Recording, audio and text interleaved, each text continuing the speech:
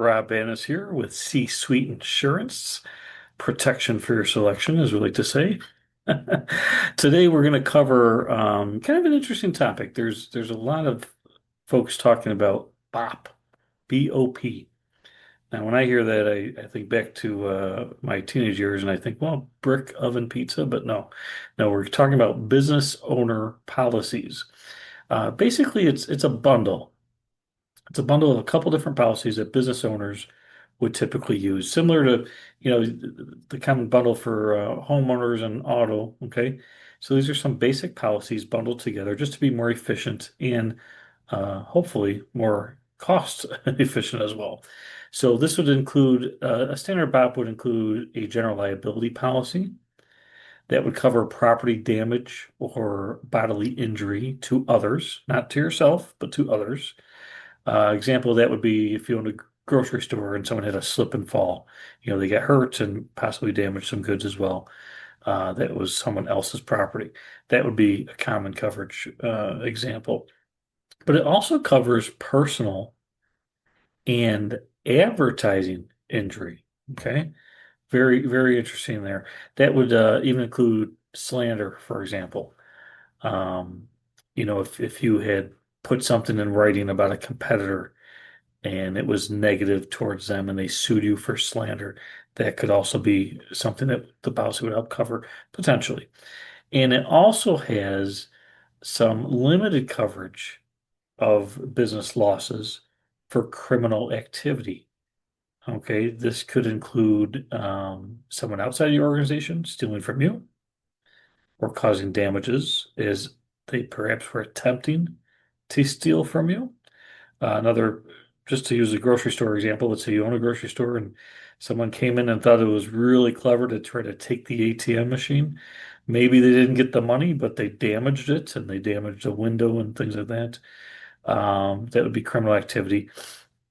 But also, it could have limited coverage on internal criminal activity. Someone on your staff takes from you or causes damage. So again, this is a general description. There's specifics that would be in the policy you'd want to go over in detail, but that certainly could be part of your coverage options.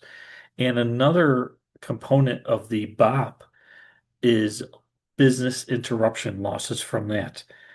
We saw a lot of this during the pandemic, right? Your business was basically forced to shut down through no fault of your own.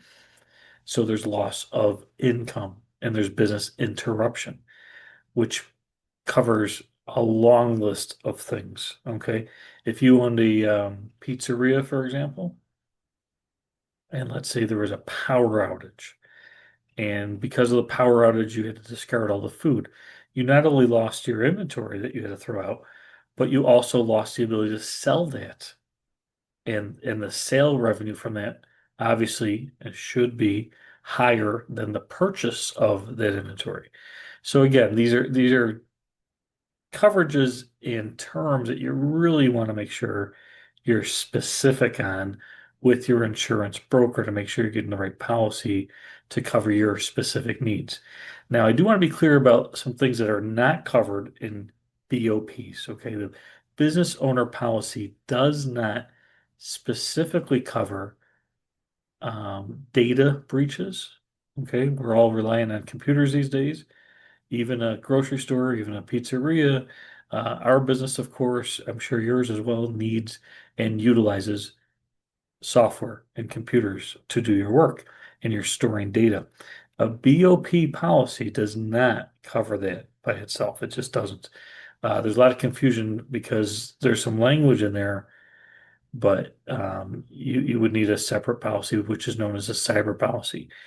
And I want to be clear because when you talk about data breaches, we're talking about the data that you, the business owner, is entrusted with. Okay. All the receipts, all the credit card informations of your customers, all the emails, addresses, phone numbers, etc.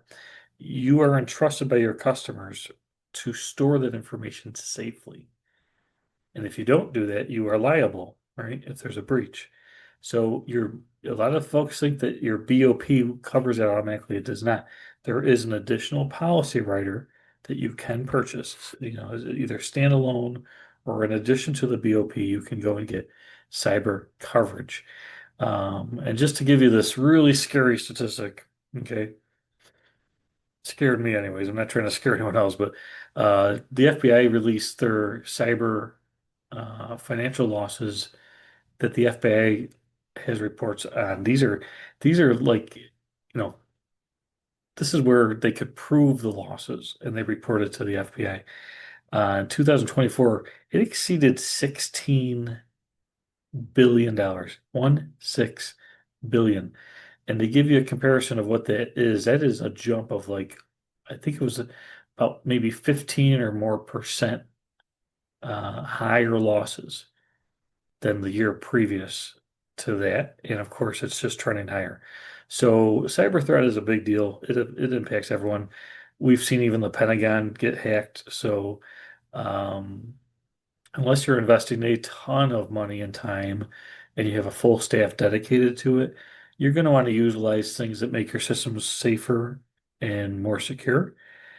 And by doing that, of course, that would reflect in your premiums if you take on a cybersecurity policy. If you're doing everything you possibly can to minimize the risk, that should be reflected in a lower premium.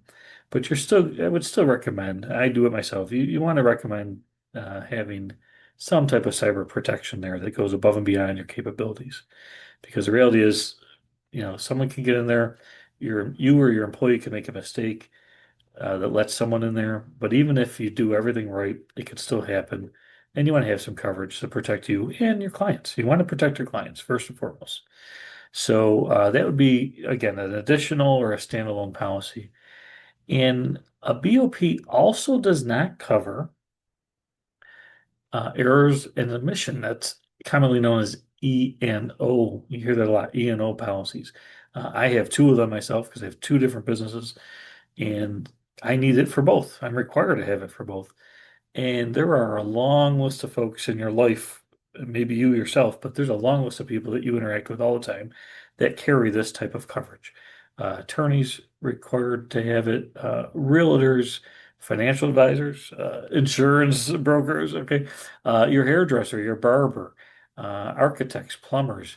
And of course, in the medical field, commonly that's referred to as medical malpractice insurance. Professional liability, E&O, those are kind of all, similar terms for the same type of coverage we're talking about. So in the medical field, physician's assistants, your dentists, all the medical folks you can think of will be required also to have E&O. So those policies exist to protect that professional from accusations of making an error that caused someone else's damage. Um, it could be something as simple as let's take a really simple, innocent one. Let's think of maybe like an event planner. Let's say you're in the business of throwing parties or you rent out a hall from time to time for weddings or what have you. And let's say accidentally, maybe a glitch in the software allowed two parties to be scheduled at the same time or maybe an overlap of time. Well, clearly, if that goes unnoticed until the day of those events, that's going to cause a lot of disruption for those people in the hall. Let's say you only had one hall to rent out and two parties show up, right? There's going to be some frustration, but there's also going to be some economic damages to resolve that, right? You're going to have to make good on that. You charge for two parties, you got to hold two parties, and if you can't, you got to figure that out. So that's kind of like a light example of a stressful event, but also, it's solvable, right? You can scramble and make something happen, but there's still going to be some financial damages and, of course, complaints that come after you. So a simple E&O policy would actually help cover some of those losses that you didn't incur of resolving those complaints and damages. Maybe not the best example, but that is a light example where no one really got hurt, but it was frustration and there was some financial losses. Okay. On a more serious level, obviously, medical malpractice, you know what that could be. Um, your CPA, your financial advisor, your plumber, these folks all carry E&O. Let's say something happened where someone was entrusted with a deposit check to make a premium payment on a invoice or something. Let's say your CPA failed to help you meet a deadline on time. Those types of things have economic damages to the customer, and they have a valid complaint towards the professional.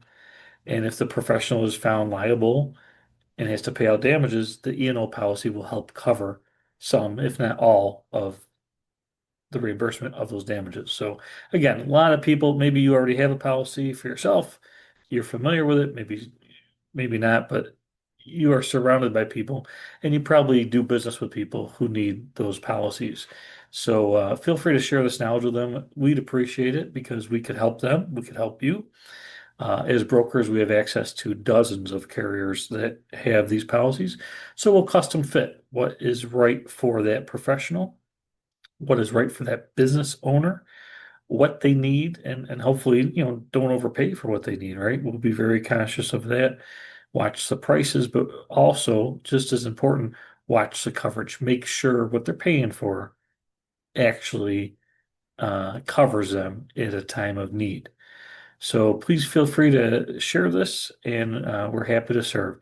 So give us a call anytime at the office. We're here in Buffalo, right near Buffalo Airport here on Main Street in Williamsville. Our phone number is area code 716-449-5977. C-Suite Insurance, protection for your selection. Cheers.